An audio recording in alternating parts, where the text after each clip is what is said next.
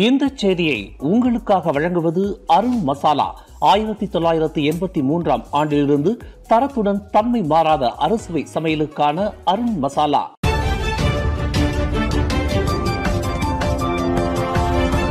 வணக்கம். திசைகளின் ஒரு மணி செய்திகள். நீதிமன்றத்தில் நிறுத்தப்பட்டார் ஜம்ரி வினோத். 2 நாள் தடுப்பு காவல். கோலாலம்பூர் தேவி ஸ்ரீ பத்ரகாளியம்மன் ஆலயம் இடமாற்ற விவகாரத்தில் ஆலய நிர்வாகத்தினருக்கு எதிராக நிந்தனை தன்மையில் அடாவடித்தனமாக விமர்சனங்களை தமது முகநூலில் பதிவிட்டு பொது அமைதிக்கு மிரட்டலை ஏற்படுத்தியதற்காக கைது செய்யப்பட்டுள்ள சர்ச்சைக்குரிய சமய போதகர் ஜம்ரி வினோத் இன்று காலையில் பெர்லிஸ் கங்கார் மேஜிஸ்ட்ரேட் நீதிமன்றத்தில் நிறுத்தப்பட்டார். மேஜிஸ்ட்ரேட் அனா ரோசானா முகமட் நூர் முன்னிலையில் நிறுத்தப்பட்ட ஜம்ரி வினோத்தை விசாரணை செய்வதற்கு ஏதுவாக அந்த மதம் மாறியை 2 நாள் தடுப்பு காவலில் வைப்பதற்கு போலீஸ் துறைக்கு அனுமதி அளிக்கப்பட்டது. இன்று மார்ச் 28ஆம் தேதி தொடங்கி நாளை 29ஆம் தேதி வரை 2 நாட்களுக்கு தடுப்பு காவல் அனுமதி வழங்கப்பட்டுள்ளது. கருப்பு ஜாக்கெட் அணிந்த நிலையில் கைவிலங்கிடப்பட்டு பலத்த போலீஸ் பாதுகாப்புடன் கங்கார் நீதிமன்றத்திற்கு இன்று காலை 8:45 மணிக்கு கொண்டு வரப்பட்ட ஜம்ரி வினோத் 1948ஆம் ஆண்டு தேச நிந்தனை சட்டம் மற்றும் 1998ஆம் ஆண்டு தொடர்பு பல்லூடக சட்டம் ஆகியவற்றின் கீழ் தடுத்து வைக்கப்பட்டு விசாரணை செய்வதற்கு போலீசார் நீதிமன்ற ஆணையை பெற்றனர். ஜம்ரி சார்பில் ஜுஹைர் அஹ்மத் ஜக்வான் தலைமையில் 10 வழக்கறிஞர்கள் நீதிமன்றத்தில் ஆஜராகினர். தேவி ஸ்ரீ பத்ரகாளியம்மன் ஆலயம் இடமாற்றம் விவகாரத்தில் அரசாங்கம் தலையிட்டதன் பேரில் கோவில் நிர்வாகத்திற்கும் நில உரிமையாளருக்கும் இடையில் சுமூகமாக தீர்வு காணப்பட்ட நிலையில் ஜம்ரி வினோத் இன சர்ச்சையை ஏற்படுத்தும் வகையில் தனது முகநூலில் கடும் விமர்சனங்களை அள்ளி தெளித்துள்ளதாக கூறப்படுகிறது. ஊரார் நிலத்தில் கோவிலை கட்டிவிட்டு பிறகு நிலத்தை சொந்தம் கொண்டாடுவதற்கு நில உரிமையாளரிடம் சண்டையிடுவதும் மல்லு கட்டிக்கொண்டு நிற்பதும் இந்துக்களுக்கு வாடிக்கையாகிவிட்டது என்று நக்கலாக தனக்கே உரிய எகத்தாள வார்த்தைகளை பிரயோகித்து ஜம்ரி சீண்டி பார்த்துள்ளார். ஜம்ரியின் இந்த நிந்தனைக்குரிய விமர்சனங்கள் இந்து ஆலயங்களையும் அதனை வழிநடத்தி வரும் பொறுப்பாளர்களையும் நிந்திக்கும் தன்மையில் உள்ளது என்றும் பொது அமைதியை சீர்குலைப்பதாக உள்ளது என்றும் அவர் மீது உடனடியாக நடவடிக்கை எடுக்கப்பட வேண்டும் என்றும் டாங்வாங்கி போலீஸ் நிலையத்தில் நேற்று முன்தினம் புகார் செய்யப்பட்டது. ஏற்கனவே தைப்பூச காவடியாட்டத்தை விமர்சித்த ஜம்ரி வினோத் இந்துக்கள் மதுபோதையில் காவடிகளுடன் தள்ளாடுகின்றனர் என்றும் பேயாட்டம் ஆடுகின்றனர் என்றும் கடும் விமர்சனம் செய்ததாக அவருக்கு எதிராக நாடு தழுவிய நிலையில் 900க்கும் மேற்பட்ட போலீஸ் புகார்கள் அளிக்கப்பட்டன என்பது குறிப்பிடத்தக்கது. நாட்டில் இனங்கள் சம்பந்தப்பட்ட உணர்ச்சிகரமான விவகாரங்கள் குறித்து கருத்துரைப்பதற்கு முன்னதாக சட்ட ரீதியாக ஏற்படக்கூடிய விளைவுகளை சீர்தூக்கி பார்க்குமாறு சமய விவகாரங்களுக்கான பிரதமர் துறை அமைச்சர் டாக்டர் முகமது நயீம் மொக்தார் அனைத்து தரப்பினரையும் கேட்டுக்கொண்டார். இஸ்லாம் கூட்டரசின் மதமாகும். அரசியலமைப்பு சட்டத்தில் குறிப்பிடப்பட்டு இருப்பதைப் போல நாட்டு மக்களில் பெரும் பகுதியினரை பிரதிநிதிக்கிறது. எனவே இஸ்லாத்தின் நிலைக்கு அனைத்து தரப்பினரும் உரிய மதிப்பளிக்க வேண்டும் என்று அமைச்சர் கேட்டுக்கொண்டார். அதேவேளையில் நாட்டில் இன மதங்களுக்கு இடையிலான நல்லிணக்கத்தையும் வளப்பத்தையும் பாதுகாப்பது அனைத்து தரப்பினரின் கடமையாகும்.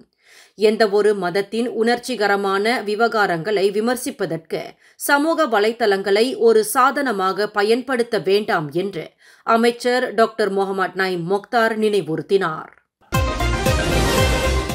அரிசி, பட்டாசுகள் மற்றும் இரும்பு துண்டுகள் உட்பட சுமார் 18.36 மில்லியன் ரிங்கெட் பெறுமானமுள்ள பொருட்கள் கடத்தலை மலேசிய சுங்கத்துறை வெற்றிகரமாக முறியடித்துள்ளது. மலாக்கா, பேரா, பினாங்கு, ஜொஹூர் ஆகிய மாநிலங்களில் பதிவு பெற்ற கிடங்குகளில் மேற்கொள்ளப்பட்ட சோதனை நடவடிக்கையில் பெருவாரியான பொருட்கள் கைப்பற்றப்பட்டுள்ளதாக அரச மலேசிய சுங்கத்துறை உதவி தலைமை இயக்குநர் டாக்டர் அஹ்மத் தௌஃபிக் சுலைமான் தெரிவித்தார். இன்று கொலக்கில்லான் துறைமுகத்தில் நடத்திய செய்தியாளர்கள் கூட்டத்தில் அவர் இதனை குறிப்பிட்டார். வடக்கு தெற்கு நெடுஞ்சாலையின் 58.1வது கிலோமீட்டரில் ஜொஹூர் குளுவாங்கிற்கு அருகில் நிகழ்ந்த 4 வாகனங்கள் சம்பந்தப்பட்ட விபத்தில் 5 உயிரிழந்தனர். நேற்று பின்னிரவு 12:30 மணியளவில் நிகழ்ந்த இந்த விபத்தில் ஒரு MPV வாகனம், ஒரு ட்ரெய்லர் லாரி ஆகியவை தீப்பிடித்துக் கொண்டன. இதில் 5 உயிரிழந்த வேளையில் மேலும் 4 கடும் காயங்களுக்கும் இதர 4 சொற்ப காயங்களுக்கும் ஆளாகியுள்ளதாக குலுவாங் மாவட்ட போலீஸ் தலைவர் ACP பரீன் முகமது நோ தெரிவித்தார். ஒரு MPV வாகனம், ஹீனோ ரக ட்ரெய்லர் லாரி ஆகியவற்றுடன் டொயோட்டா கேம்ரி மற்றும் புரோட்டோன் X50 ரக வாகனங்களும் இந்த விபத்தில் சம்பந்தப்பட்டுள்ளதாக அவர் குறிப்பிட்டார். ஜொஹூர் பாருவிலிருந்து கோலாலம்பூருக்கு சென்று கொண்டிருந்த ட்ரெய்லர் லாரியின் முன் டயர் திடீரென்று வெடித்ததன் காரணமாக லாரி சாலையில் அலைக்கழித்த நிலையில் எதிரே சென்ற டொயோட்டா கேம்ரி காருடன் மோதியது. பின்னர் சாலை தடுப்பை கடந்து எதிர்திசை வழித்தடத்தில் நுழைந்ததில் எதிரே வந்த இதர வாகனங்களை மோதி தள்ளியதாக பூர்வாங்க விசாரணையில் தெரியவந்துள்ளது. இதில் MPV வாகனம் தீப்பிடித்துக் கொண்டது. எனினும் அந்த வாகனத்தில் இருந்த அனைவரும் அவசரமாக வெளியேறி உயிரை காப்பாற்றிக் கொண்டனர். புரோட்டோன் X50 ரக வாகனத்தில் இருந்த ஒரு தம்பதியர், அவர்களின் 2 வயது மகள் மற்றும் இதர 2 உயிரிழந்தது உறுதி செய்யப்பட்டுள்ளது என்று ACP பரீன் விளக்கினார். ஏர் ஏசியா விமானம் ஒன்று நேற்று முன்தினம் புதன்கிழமை இரவு கோலாலம்பூர் அனைத்துலக விமான நிலையத்தின் KLIA 2 அவசரமாக தரையிறங்கியது குறித்து மலேசிய வான் போக்குவரத்து கழகமான CAAM விரிவான விசாரணையை மேற்கொள்ளும் என்று போக்குவரத்து அமைச்சர் ஆண்டனி லாக் குறிப்பிட்டார். கோலாலம்பூரிலிருந்து இரவு 9:59 மணியளவில் சீனா ஷென்சனுக்கு 171 பயணிகள் மற்றும் சிப்பந்திகளுடன் புறப்பட்ட அந்த ஏர்பஸ் A320 விமானத்தின் வலப்புற இயந்திரத்தில் தீப்பிடித்துக் கொண்டதாக கூறப்பட்டாலும் அந்த தகவலை ஏர் ஏசியா மறுத்துள்ளது.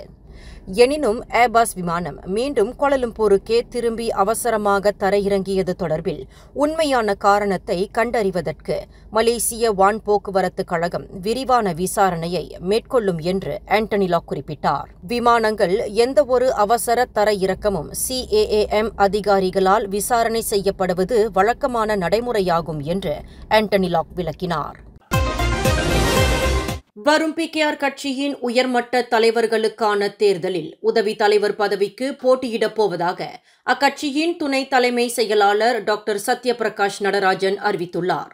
4 உதவி தலைவர் பதவிகளில் ஒன்றை கைப்பற்றுவதற்கு கட்சியின் ஹுலுஸ்லாங்கூர் தொகுதி தலைவரான டாக்டர் சத்யபிரகாஷ் குறிவைத்துள்ளார்.